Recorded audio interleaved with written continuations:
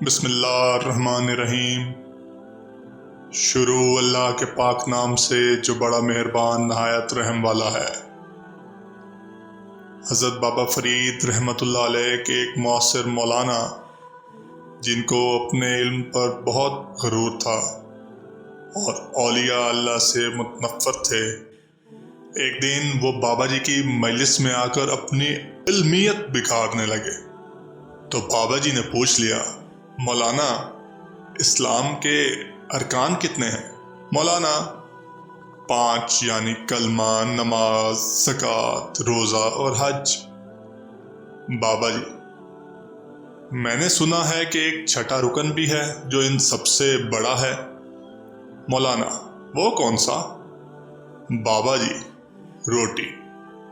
مولانا استغفر اللہ استغفر اللہ، آپ تو اسلام کی ابتدائی باتوں سے بھی ناواقف ہیں، آپ کے پاس تو بیٹھنا بھی گناہ ہے۔ یہ کہا اور اٹھ کر چل دیے۔ اسی سال اتفاق سے مولانا حج کے لیے روانہ ہو گئے۔ جب وہ بعد از حج واپس آ رہے تھے تو سمندر میں خوفناک طوفان اٹھا، جہاز ڈوب گیا اور مولانا ایک تختے کے سہارے ایک جزیرے میں جا اترے، جہاں نہ گھاس تھی نہ درخت۔ آپ بھوک اور پیاس سے نڈھال ہو گئے۔ 3 دن کے بعد وہاں سے ایک آدمی گزرا جس کے سر پر ایک طباق تھا اور وہ گوشت روٹی بیچ رہا تھا۔ مولانا نے اسے پاس بلایا، اپنی داستان مصیبت سنائی اور خدا کے نام پر روٹی مانگی۔ خانچہ فروش: میں دکاندار ہوں، مفت کھانا نہیں دے سکتا۔ مولانا میرا سارا اثاثہ غرق ہو گیا ہے، میں پیسے کہاں سے لاؤں؟ خدا را مجھ پر رحم کرو۔ خانچہ فروش: میں رحم و کرم کچھ نہیں جانتا، اگر پیسے ہیں تو روٹی ملے گی ورنہ ہرگز نہیں۔ یہ کہہ کر خانچہ فروش جانے لگا تو مولانا اس کے پاؤں پر گر پڑے اور اس قدر آہوزاری کی کہ آخر اسے رحم آ گیا اور وہ پوچھنے لگا، مولانا آپ نے کتنے حج کیے ہیں؟ مولانا نے فرمایا 7۔ خانچہ فروش بولا، کیا آپ 2 روٹیوں کے عوض ان تمام حجوں کا ثواب مجھے دینے کو تیار ہیں؟ مولانا بولے، تیار ہوں۔ خانچہ فروش: اپنے ہاتھ سے لکھ دیجئے، یہ ہے کاغذ اور پینسل۔ مولانا نے تحریر دے دی اور اس کے بعد اس نے مولانا کو کھانا کھلایا اور چلا گیا۔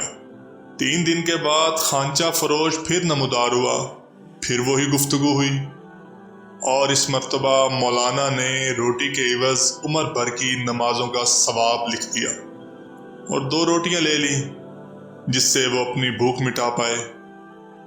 اسی طرح اگلی دفعہ تمام روزوں کا ثواب بھی لکھ دیا اور آخر میں 2 روٹیوں کے عوض اپنی تمام تسبیحات بھی لکھ کر دے دی۔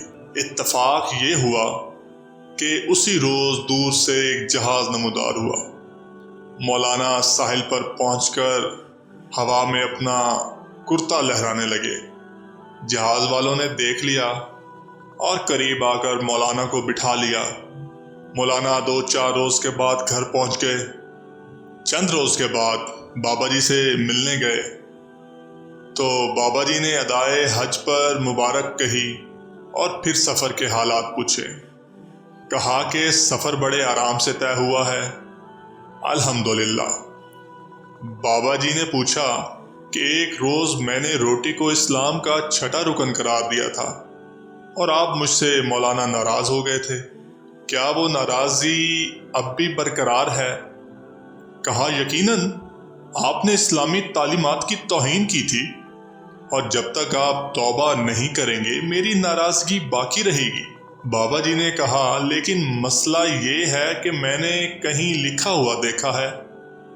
مولانا نے کہا، بالکل غلط، ایسی بیہودہ بات کون لکھ سکتا ہے؟ بابا جی نے جائے نماز کا ایک کونا سرکایا اور فرمایا، یہ دیکھیے مولانا۔ یہ دیکھ کر حیرت زدہ ہو گئے کہ وہ تمام تحریریں جو انہوں نے خانچہ فروش کو لکھ کر دی تھی بابا جی کے مصلی کے نیچے رکھی ہیں۔ فوراً بابا جی کے قدموں پر گر پڑے اور اپنی باتوں سے معافی مانگی۔